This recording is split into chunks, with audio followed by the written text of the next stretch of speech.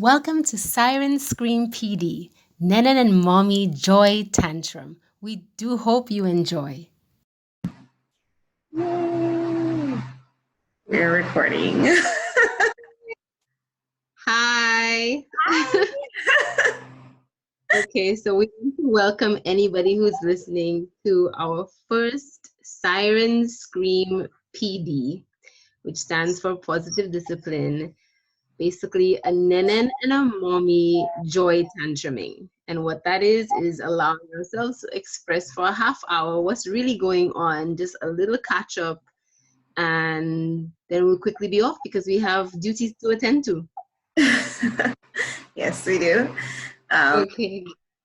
Yeah, so I'm having a bit of a late start today just because last night we had people over. It was my brother's birthday, so we had a bunch of people over and we cooked food and we chilled, and I think people left at like 3 o'clock in the morning. Wow. Okay. Partying boy. Yeah, so that was fun. It was really good. Nice.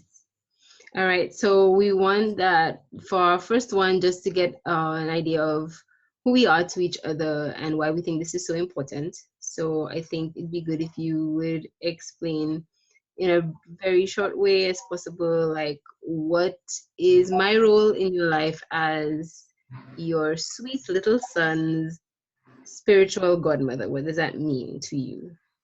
Okay, so when I decided to ask you to be Soleil's godmother, it was literally from a place of I remember spending a lot of time with you around that time, doing a mentorship program for Girls of a Feather, and just really resonating with you on a lot of ways that we would relate to children in general, and speaking to you about the ways that we all relate to children, like on a collective basis, in our society and on an individual basis. And I just really liked your views, and I really liked your energy around that topic. And I felt like, who do I feel would give that sort of energy to my son in the way that I would like? And Yeah. the number one person on my mind. And when I asked Kevin, I was like, I really feel like I should ask Belle to be Soleil's godmother. He's like, absolutely. Oh, yay. Yes. So, and I remember when I asked you, you were a little unsure because you thought that we wanted you to do a whole, baptism and stuff. And I was relieved that we were even on the same page with that too, because we never really intended to do anything like that. Yeah. In a lot of ways, you've been like a spiritual godmother to me as well. Oh. Just like, from the time I met you to now, it's just been, you've been my go-to person for transitions in my life, like helping me get through different things. And my pregnancy was a big one that you really helped me through. So I felt like the role was just yours, Oh my gosh, yes. I agree with my realization that the role was clearly mine. So I could not have told you no, but I had to find my comfortable point in the acceptance of it.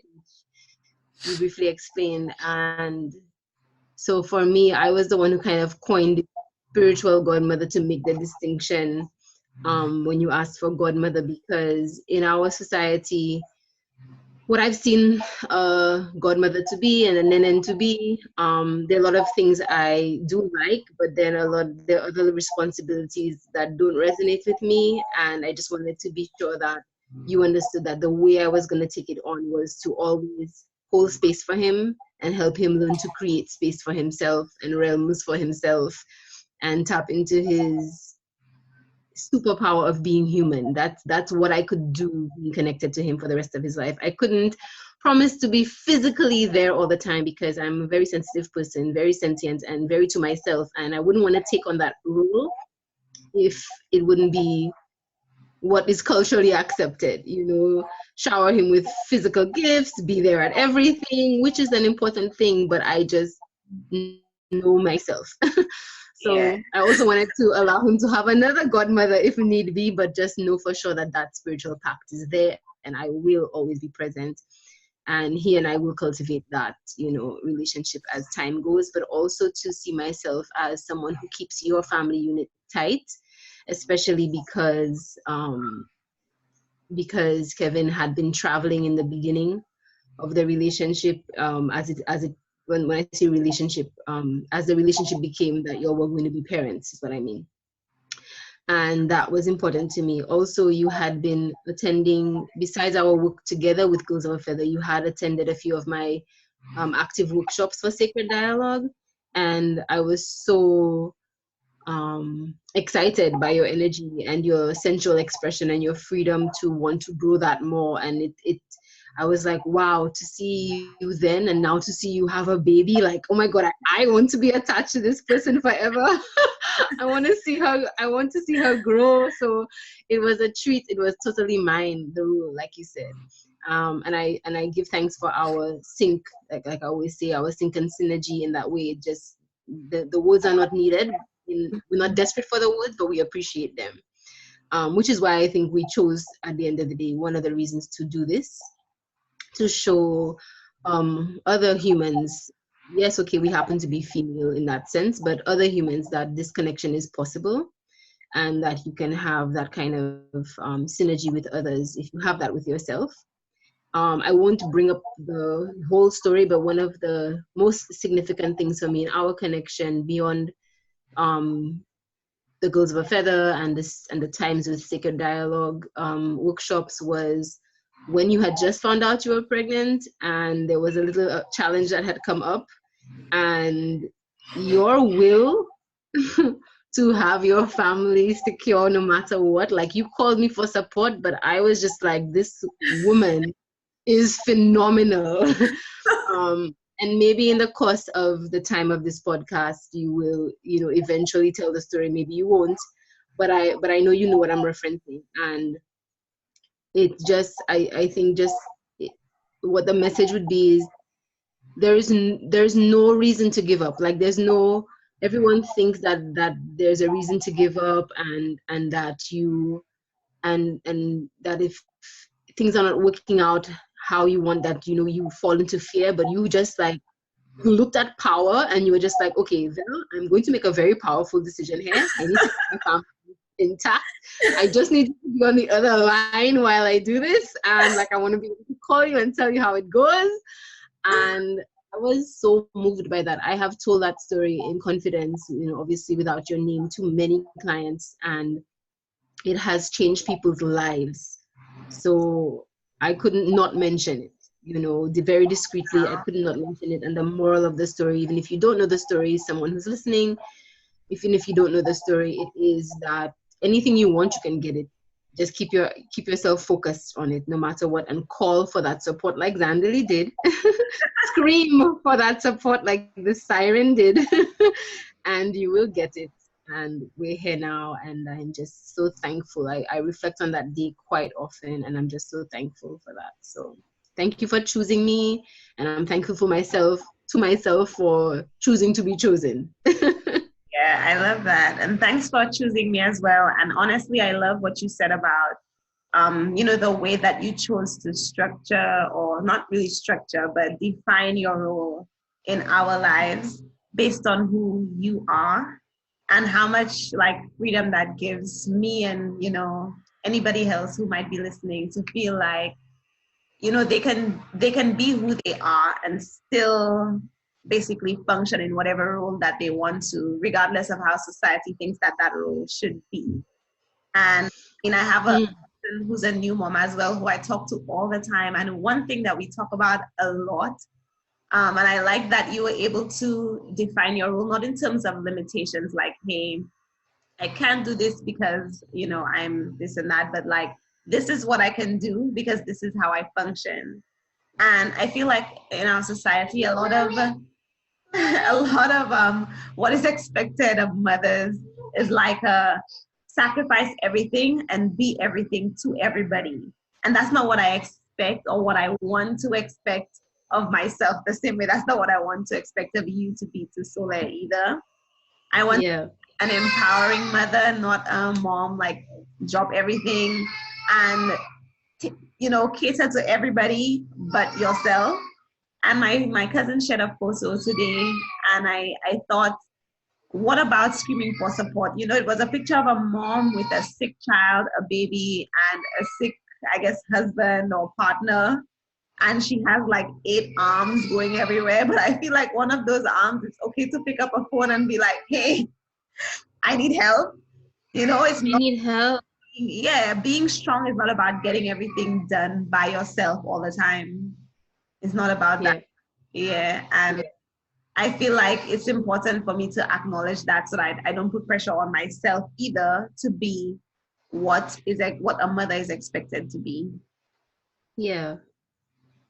And it's such a ridiculous notion, the phrase, it's such, if you look at it from a loving and kind to self vantage point, it's utterly ridiculous to think that there's any notion of what a mother should be, because each of us are totally different beings, and we, in my mind, choose our mothering in that way. And if you look at the person, let's say Prince, for example, the artist, and somebody else who's super popular, Hitler. Look at two totally different kinds of humans. Their nurturing would be different, but also their characters would be different, and that would be amplified and molded in a different way. And what was it like for their mothers? We'll never know. It's not our business in a sense. But I'm just saying that what those two women had in common was mothering, like every other mother under the sun. But then that is not really something that's standard and structured. It is something that you develop the whole time. Even when friends are having birthdays for their kids, I always say, if it's the 6th birthday, I say happy 6 years of being a mom.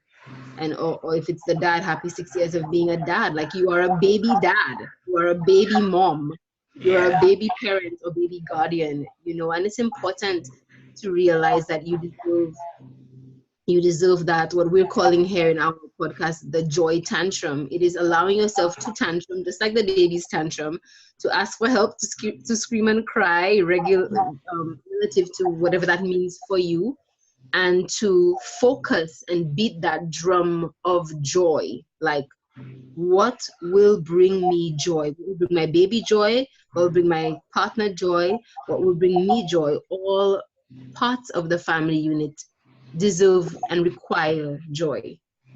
But for you to get that joy, you need to admit the inventory of what is painful, what is too much, what is too burdensome, what needs revisiting for the schedule and whatever wonderful principle you had created for structure. It's not working.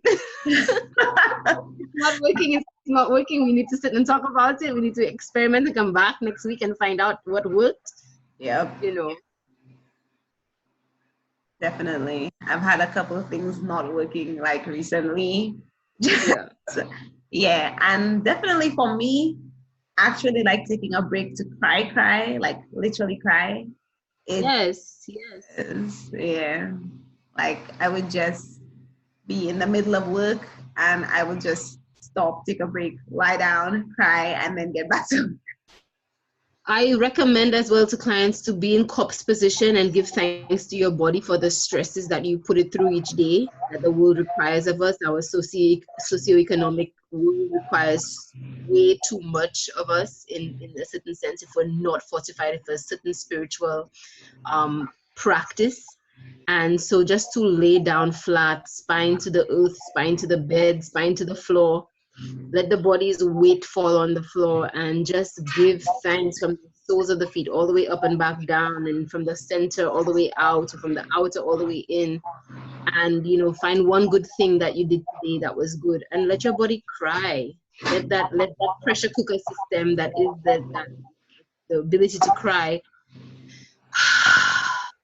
that sigh of relief, stay there until you can smile. Cry until you can smile.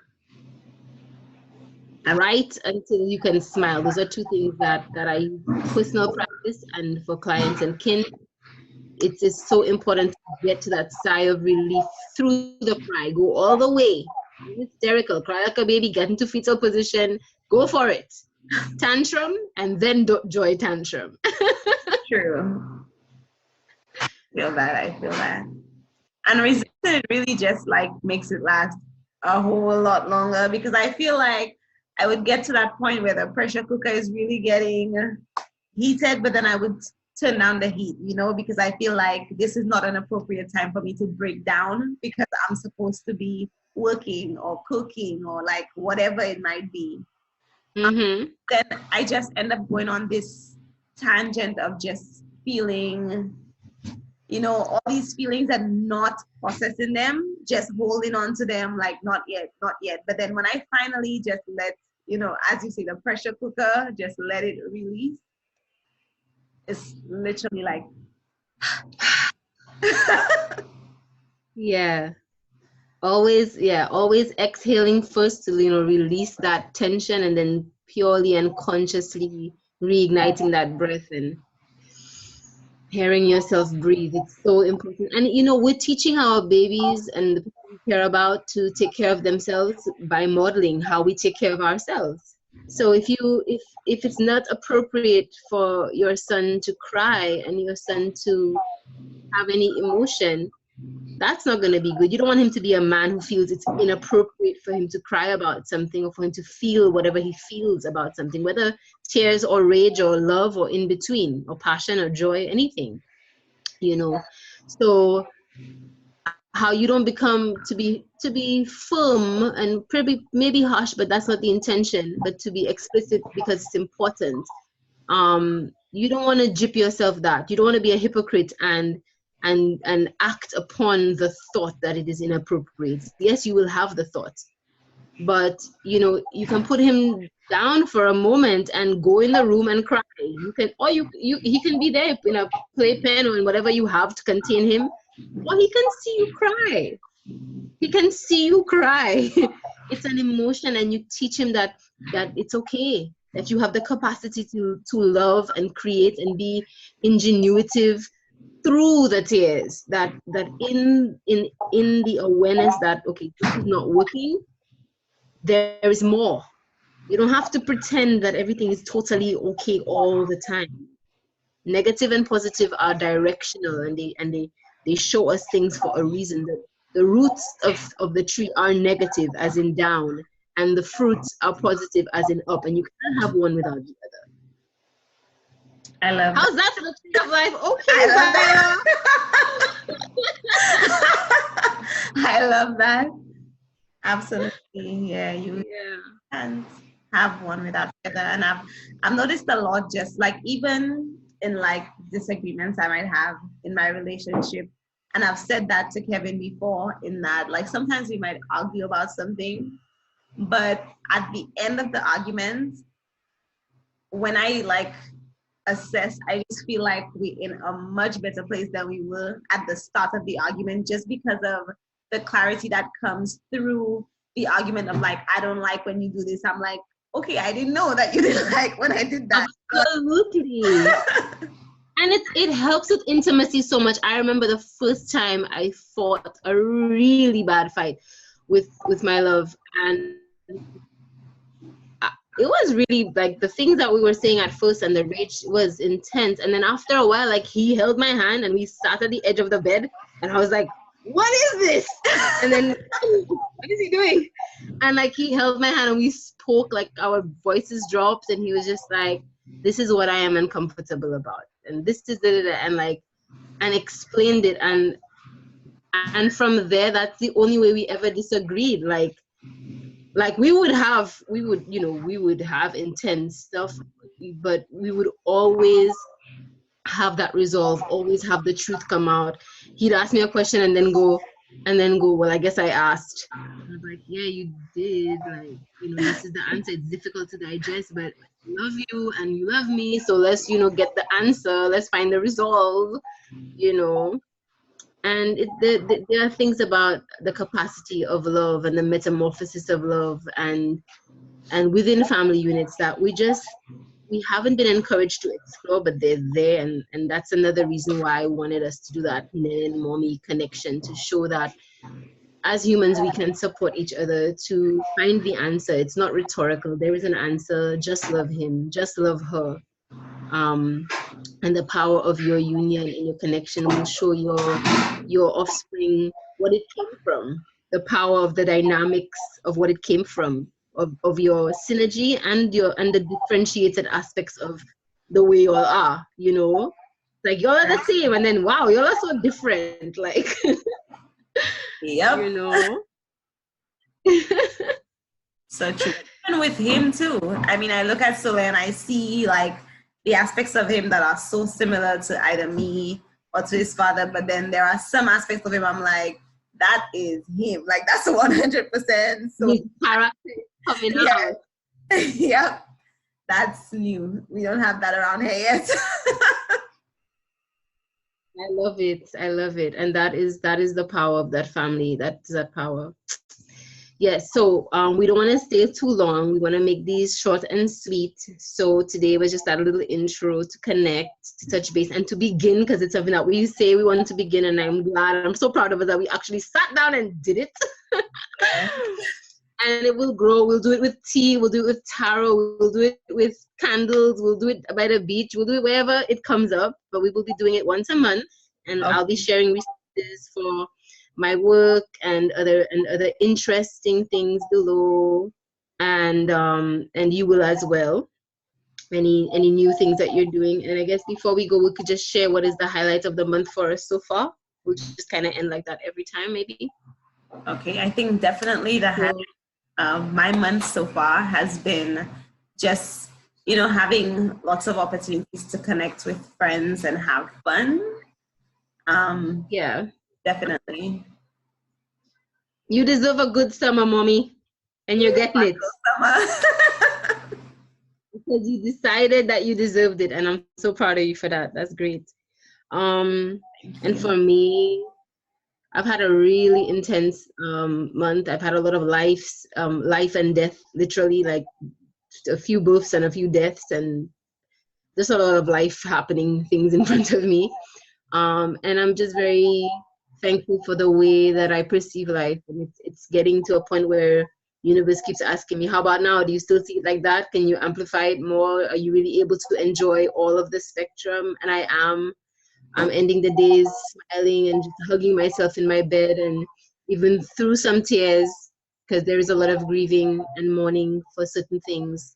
I'm just glad for the human sensation, for the dynamics of power in a resolute way, being able to show up to relationships with resolve, with integrity, and really just being able to say or emit, I love you, let's make this work.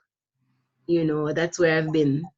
And it's been working, and I'm very, very, very thankful. It's been, I think, Amazing Grace has been my year, and it has culminated in the last month. So I just keep singing, thank God I can see. You know, I once was lost, but now I'm found, was blind, but now I see. So I just keep saying, thank God I can see. Thank myself, the God that I am, that I can see.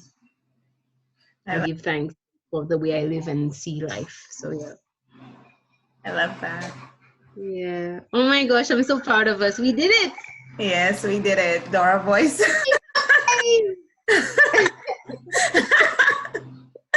All right. Well, we hope people listening to this enjoyed it. We look forward to next month, and we look forward to encouraging people to create their own support systems and start their own podcasts, and just go for it. Anything that you're thinking of, just go for it. You deserve it.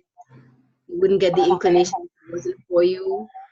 So the same way my role was chosen for me and I choose it, is the same for you. Absolutely. Love that. All right, hun. We'll talk soon. Yeah. Talk to you. Okay. Bye.